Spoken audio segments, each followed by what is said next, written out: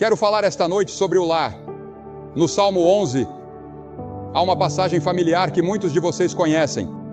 Se forem destruídos os fundamentos, que poderá fazer o justo? Se forem destruídos os fundamentos, e o fundamento de qualquer sociedade é o lar. E então, um versículo que se relaciona com isso, o Salmo 82. Estas palavras, eles nada sabem nem entendem, andam em trevas. Todos os fundamentos da terra estão abalados. Isso não soa como o nosso tempo? Todos os fundamentos da terra estão abalados. E estamos andando em trevas, estamos tropeçando. Jesus disse: eu sou a luz do mundo. Alguém disse que todos os casamentos são felizes.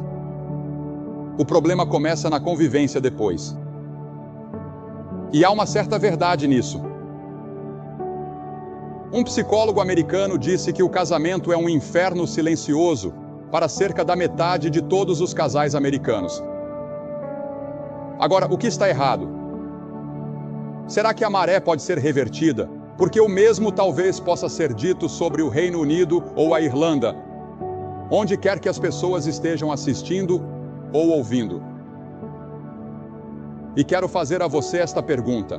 Com base na escritura que lemos, sua casa está construída sobre um alicerce sólido? Está? Quando as enchentes da tristeza vierem, ou as ondas da tentação, ou os vendavais da adversidade, da guerra, da morte ou do juízo atingirem, sua casa permanecerá? O alicerce é forte? Pesquisadores sociais estão descobrindo que em tempos de estresse, em vez de unir as famílias, muitos cônjuges acham mais fácil fugir da luta contra as emoções avassaladoras que tragédias familiares geram. Uma de nossas famílias mais famosas passou por uma terrível tragédia há alguns anos.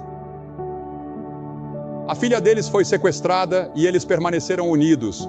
Oraram juntos, trabalharam juntos, pagaram milhares de dólares. E finalmente ela foi resgatada, depois de cerca de 1 ano ou 2. Mas logo após ela voltar para casa, eles se divorciaram. As emoções, o estresse, a tensão foram grandes demais. E aquela família se desfez. Agora, o apóstolo Paulo estava ministrando em Corinto, que era uma cidade hedonista, uma cidade pagã, uma cidade imoral. E ele disse o seguinte, ele disse: cada um veja como edifica, porque ninguém pode lançar outro fundamento, além do que já está posto, o qual é Jesus Cristo. Se você edificar sua casa sobre Jesus Cristo, os problemas do lar serão muito menores. E os problemas do divórcio talvez nunca venham. Descobrimos em uma pesquisa nos Estados Unidos que, onde há leitura da Bíblia, oração e frequência à igreja no lar, temos apenas um divórcio em cada 300 casamentos. Mas a média nacional é quase 1 em cada 2, o que indica que se você construir sobre Cristo, essa é a resposta para a quebra dos lares hoje. Agora, Cristo nasceu em um lar terreno e viveu sob disciplina parental. Seu primeiro milagre foi realizado em uma cerimônia de casamento. O pai de Cristo morreu quando ele era jovem, aparentemente, pois não há menção dele depois que Jesus tinha 12 anos. Então talvez Jesus Cristo, sendo o filho mais velho, tenha sido o provedor da família. Não sei. Mas ele conheceu todos os problemas do lar. E uma bênção favorita que ele dizia ao entrar em uma casa era: paz seja sobre esta casa. E Jesus disse que a entrada na família espiritual é como a entrada em uma família doméstica. É por meio do nascimento. Ele disse: é necessário nascer do alto. É necessário nascer de novo. Nascer na família de Deus. Você nasceu na família em que vive atualmente ou em outra família. Mas também é necessário nascer na família de Deus. Se você quer ir para o céu, se quer ter seus pecados perdoados, se quer saber que tem a vida eterna, é necessário nascer na família de Deus por arrependimento e fé e recebê-lo. Por arrependimento dos seus pecados e recebendo-o pela fé. Agora, Jesus Cristo defendia a salvação do lar. A Zaqueu ele disse: hoje veio salvação a esta casa. E sempre que salvava ou curava alguém, sua primeira preocupação era que essa pessoa fosse para casa e contasse à família sobre isso. Alguns queriam segui-lo a partir daquele dia. Ele dizia: não, vá e conte à sua família. Volte e conte à sua comunidade. Vá contar aos outros. Ao homem possesso de demônios que foi restaurado, sua ordem foi: volte para sua casa e mostre as grandes coisas que Deus fez por você.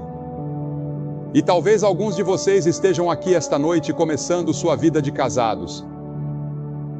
Talvez estejam aqui em lua de mel e não poderiam dar um presente de casamento maior um ao outro do que o que um casal jovem deu na outra noite aqui neste estádio. Eles tinham acabado de se casar e a primeira coisa que fizeram foi vir a este estádio e vir à frente e entregar suas vidas a Cristo juntos. Eles disseram: queremos começar nossa vida de casados com Cristo. Isso pode acontecer com você esta noite. Talvez você esteja casado há 20 anos, ou 30 anos, ou 10 anos, tanto faz, mas nunca fez isso. Agora, primeiro, um lar bem-sucedido deve ser fundado em um casamento ordenado divinamente.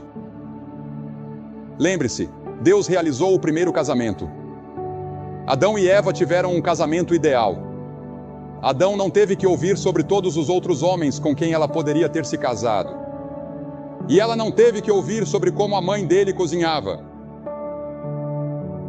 Se ignorarmos as orientações e os regulamentos de Deus para o lar, ele estará em risco de fracassar.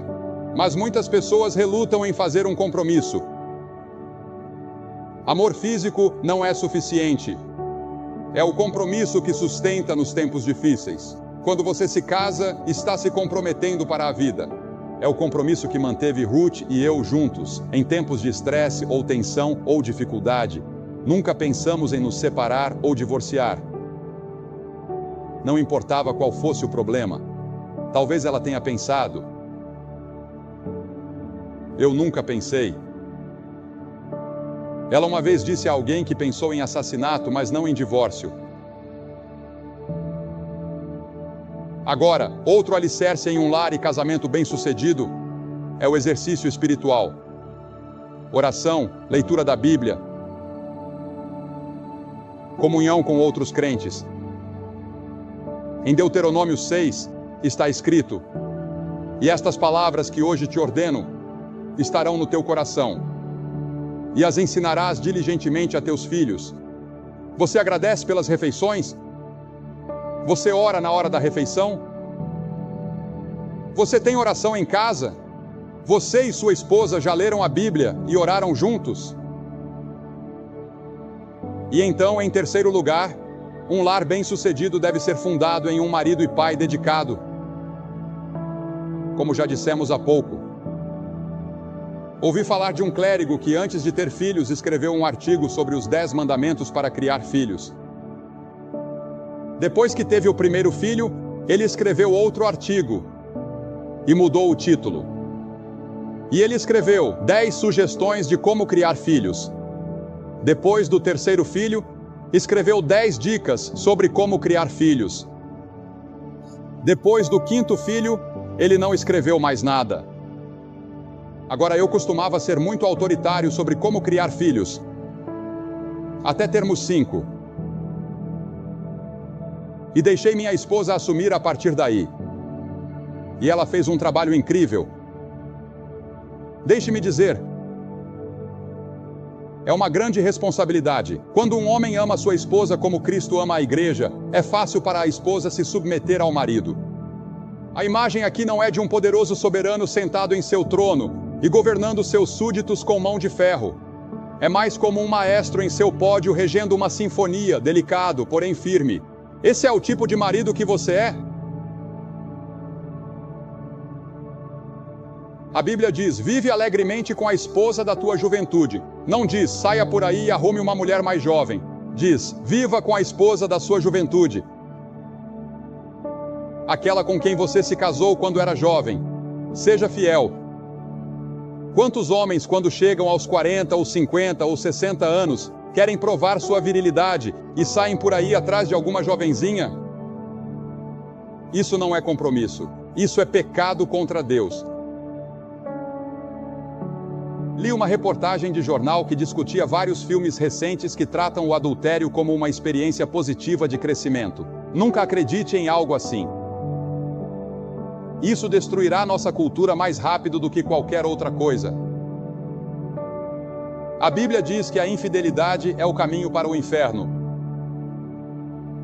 E então, em quarto lugar, um lar bem-sucedido deve ter uma esposa e mãe dedicada. Napoleão disse que a maior necessidade da França era de mães. Um dos vícios que está atingindo nossas esposas e mães hoje no mundo é o alcoolismo e as drogas. Veja, elas não têm a Cristo a quem recorrer. E quando você está criando filhos e é casada, você precisa de uma fonte, você precisa de ajuda. E isso vem de Deus, de um relacionamento com Deus. Assim como o marido, para ser o tipo certo de marido, precisa de Cristo, da mesma forma, para ser o tipo certo de esposa ou mãe, você precisa de Cristo. E muitas não têm a Cristo. Então recorrem a outra coisa em busca de ajuda. Um lar cristão tem uma esposa e mãe dedicada. Agora, eu sei que em lugares como Sheffield, onde há, ou Yorkshire, ou lugares nos Estados Unidos, como em Michigan, onde há grande desemprego, as mulheres precisam trabalhar. E quero elogiar vocês por ajudarem no lar e estarem dispostas a se sacrificar trabalhando para ajudar em casa durante tempos de depressão, ou recessão, ou falta de renda no lar. E então, em quinto lugar, um lar bem-sucedido se baseia em filhos disciplinados e obedientes. Agora, as crianças podem absorver qualquer quantidade de amor e disciplina, contanto que os dois estejam em equilíbrio. Ouvi um psiquiatra da Universidade de Colômbia dizer, muitos anos atrás, nos Estados Unidos, ele disse: se seus filhos se rebelarem, preserve o amor a todo custo. Eles vão superar isso. E quando superarem esse período, o amor estará lá. E você não terá que restabelecer nada. A Escritura diz: instrui o menino no caminho em que deve andar, não no caminho em que ele quer andar, mas no caminho em que deve andar. E devemos fazer isso dando o exemplo, com amor e disciplina juntos e em equilíbrio um com o outro. E quando for velho, diz a Escritura, não se desviará. Ele voltará algum dia. Como o filho pródigo, o pai nunca deixou de amar o filho e ele voltou. Seu filho ou sua filha voltarão se você os tiver instruído corretamente quando eram crianças e tiver vivido um exemplo de Cristo diante deles. Mas se você não tiver vivido esse exemplo, não espere que Deus faça grandes milagres. Ele pode. Ele fará, como vou mostrar em apenas um momento, bem aqui em Sheffield, o que Ele está fazendo em algumas famílias neste exato momento. Suas responsabilidades sociais e domésticas tornam sua resposta individual a Cristo ainda mais significativa. Por outro lado, se você está aqui com parte ou com toda a sua família nesta noite, e o Senhor diz a você, como convidou Noé, entra tu e toda a tua casa na arca. A Escritura diz, venha marido e esposa. Venham juntos. Pai e filho, venham juntos.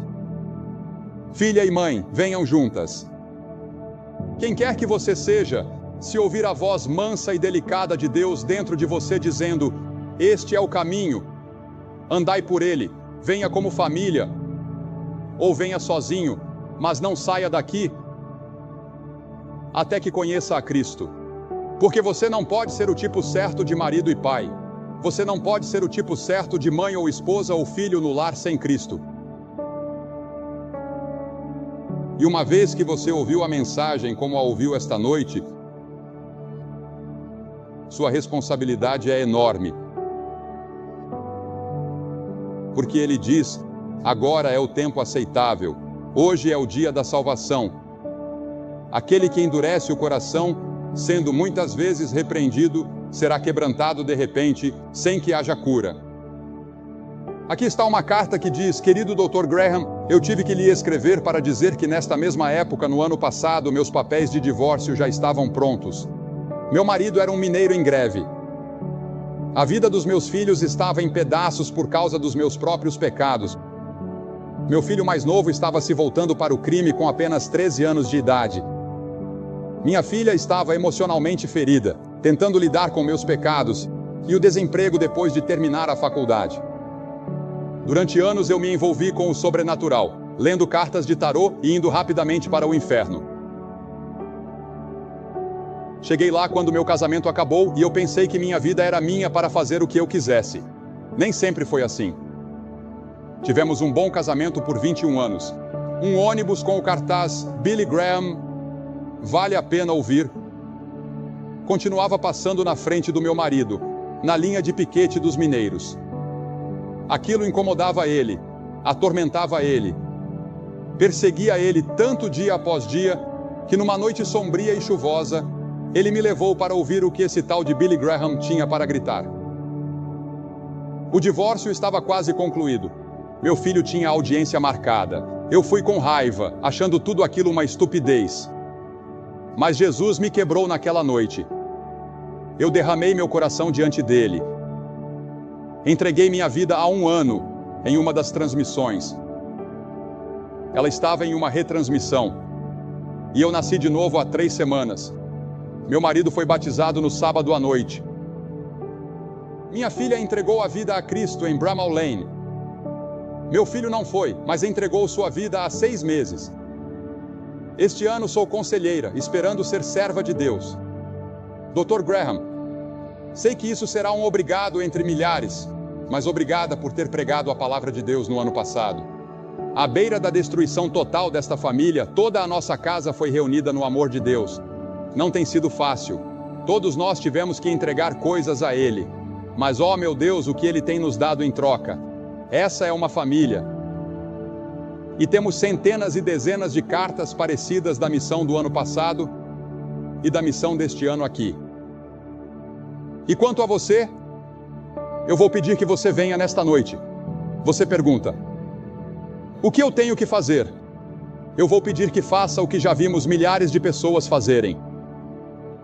Eu vou pedir que se levante do seu lugar e venha aqui à frente deste palco e diga: eu sou um pecador. Eu preciso de Cristo. Eu quero que Ele entre na minha vida. Eu quero que Ele entre na minha casa. Estou pronto para me render e me comprometer totalmente sem reservas com Ele. Mas por que eu peço que as pessoas venham publicamente? Porque toda pessoa que Jesus chamou, Ele chamou publicamente. Ele disse: se você não estiver disposto a me reconhecer diante dos homens, eu também não o reconhecerei diante de meu Pai que está nos céus. Há algo em vir publicamente assim que torna isso real e genuíno na sua vida. Então eu vou pedir que você se levante agora mesmo e venha. Se você está lá em cima na arquibancada, vai levar 2 ou 3 minutos, então comece agora. E vocês aqui na frente, ali atrás e por todo este grande estádio, levantem-se e venham, vamos esperar por vocês. Renda sua vida a Cristo. Talvez famílias inteiras venham. Talvez maridos e esposas ou namorados venham. Apenas levantem-se e venham. Vamos esperar por vocês agora rapidamente.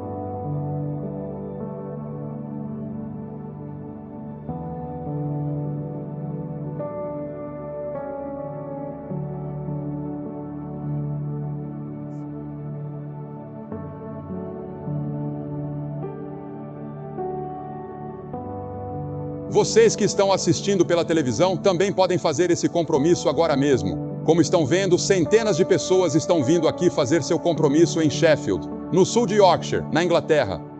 Vocês que assistem na América podem pegar o telefone e ligar para o número que aparece na tela, no Canadá ou nos Estados Unidos, e há conselheiros prontos para falar com vocês. E se receberem sinal de ocupado, liguem novamente. Eles estarão lá a noite toda. Entreguem suas vidas a Cristo. Talvez uma família inteira entregue sua vida a Cristo hoje à noite por meio desse telefonema.